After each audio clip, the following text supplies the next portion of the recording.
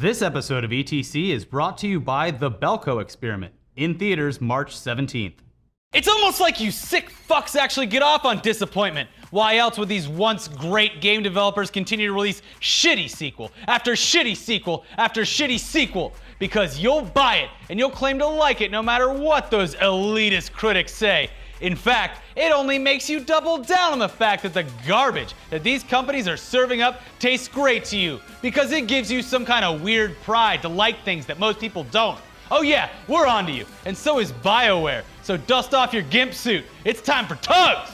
Here we go!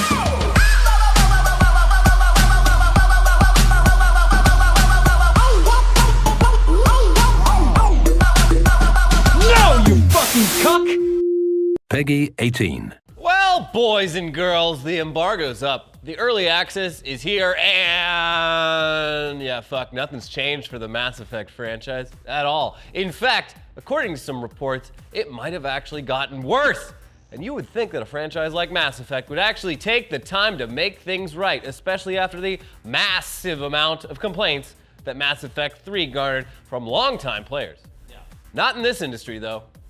Deadlines have to be met, stockholders have to be pleased, and your experience is at the bottom of the totem pole. So, obviously, the first issue that has been popping up over the past few days is the most obvious one, even for people who haven't had the time to sit down and play the game early. Which, by the way, it's possible only with a membership to EA Access. It's just $5 a month, and you can cancel it when you're done with the early access. But, I mean, you're literally paying almost 10% more just to play the game a few days early. It's your choice. I'm not your dad. Do whatever you want. But, okay, hold on. I'm getting off track because now I'm thinking about you getting fucked by EA and me fucking your mom. Where was I? Okay, the graphics and the cutscenes. Okay, look at this garbage. It's 2017. No one should have to defend animations that look this terrible in a $60 or more game. It doesn't matter how devoted to the franchise that you are. It doesn't matter. Unless you've only played like Mass Effect games for the past decade and just Mass Effect games, because honestly, they look the same now as they did back in 2007, even though we've gone through an entire console cycle since then. I miss 2007. We all do. Then, of course, there's this GIF posted by... It's GIF! This GIF posted by Twitter user Nathan Ranney, where your character walks around as though she's mounted on a horse. It's a damning blow to this AAA title. One that should surely sink it. Clop, clop. There's also actually entire threads online dedicated to showing off the cringiest animations that users have found while playing this game. Even when the characters aren't riding invisible horses, their movements are totally strange. Yes, this is totally how humans walk naturally. Sure. This damning proof of a rushed game is certainly not reassuring to the morons out there who still pre-ordered this piece of shit for no other reason than, but it's the new Mass Effect and I am supposed to buy it? The internet told me game is good months ago, right? Sight unseen. That's true. Won't you make a get good fooled point. again. Yeah, I think I'm gonna go rush out and pre-order this now. I'm gonna pre-order every game that's ever coming out. The animations, they aren't the only issues either. A lot of outlets are saying that the general writing in the game is just plain terrible and uninspired, and that the voice acting is subpar as well. Sad. So combining all of those elements makes for a storyline that you probably couldn't care less about while you're playing the game, and you know, it'll only really matter once you look back at it and try to make sense of it all, if you ever finish it. Everyone was pretty upset by the ending of the last one, so who knows if you make it to the end of this one. Sure, third-person graphics in the game, they're a hell of a lot better thanks to the Frostbite engine. Thanks, Frostbite engine. What's it from, Sweden? Sweden. Thanks, Sweden. Sorry about all the riots you're having and stuff. But apparently the actual gameplay is hindered by a fucked up UI. This preliminary review of the game by Rock Paper Shotgun sums up the game's UI like so. UI design is a spectacle of bad choices. And this is the one area where it's definitely not going to improve after these scene-setting few hours. This is a design so poorly put together that you can't even just look at a list of active quests. You instead have to pick your way through an unintuitive and irritating mess of menus, clicking on each blank mission category to see whether you've got anything active on the list inside of each. It's an opaque process, clumsy to navigate. Hell, my hand incessantly twitches at my mouse's thumb button to go back, as is standard in every web browser, but not implemented here. Sad. Yeah.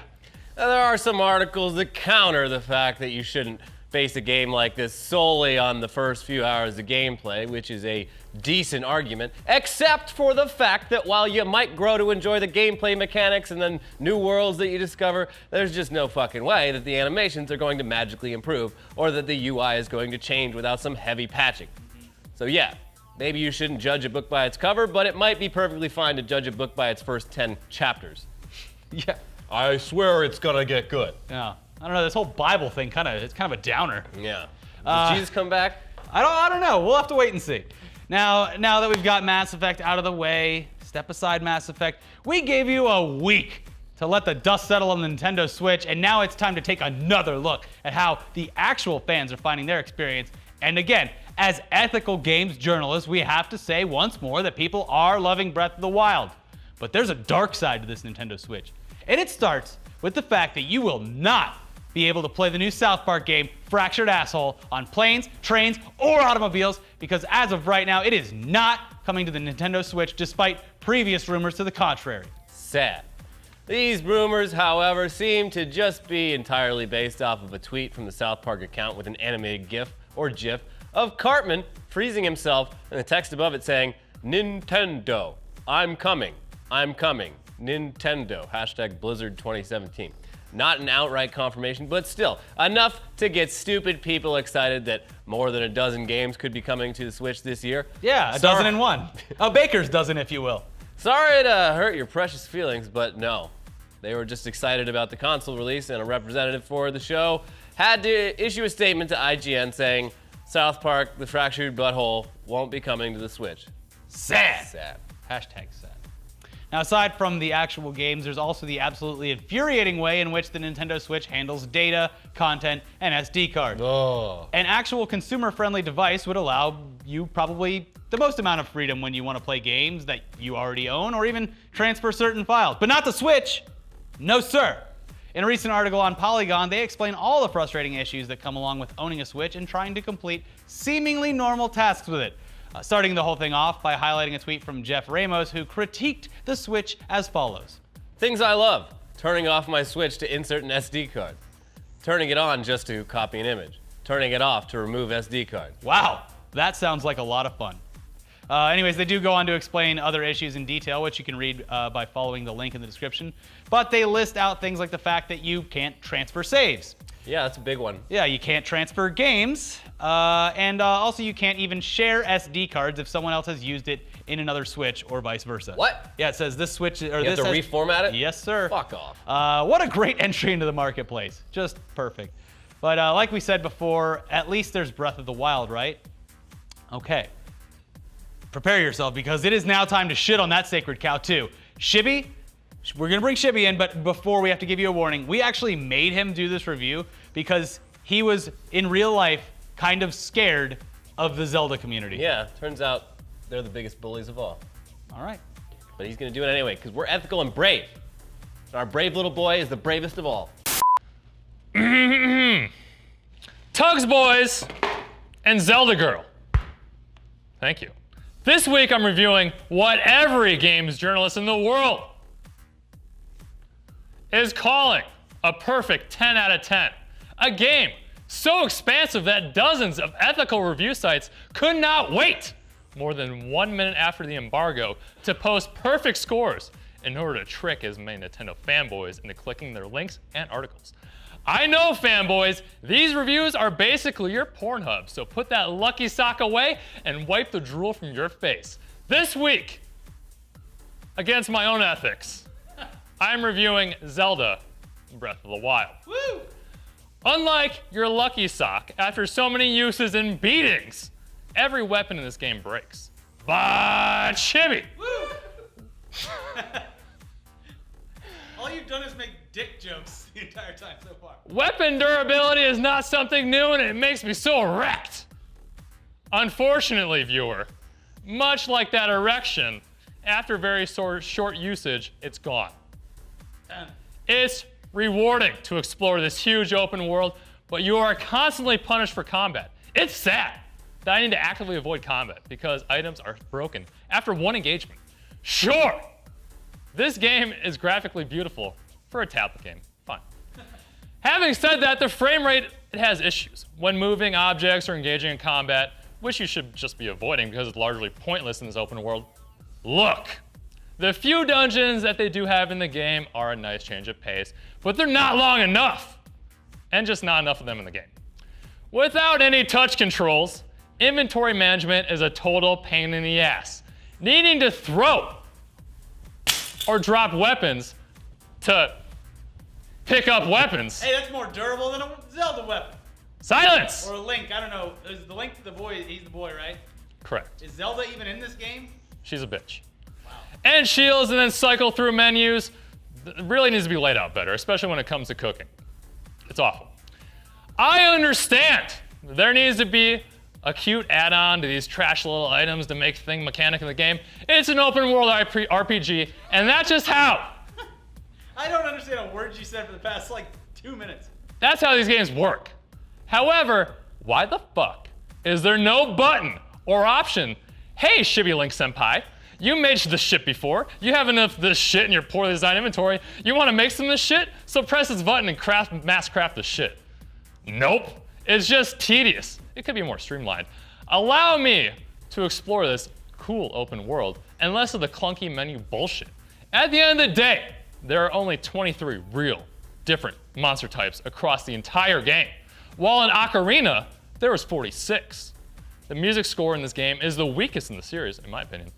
And the fact that there's an expansion pass on a game that already costs you $360?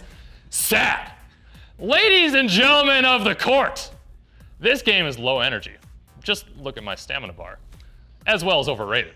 At this moment in time, the title of this game, Breath of the Wild, makes perfect sense because Zelda got the breath of this dick. 0 out of 10. Is she in the game? You didn't answer. Spoilers. How is it a spoiler for the fucking person who the game's named after to be in the fucking game?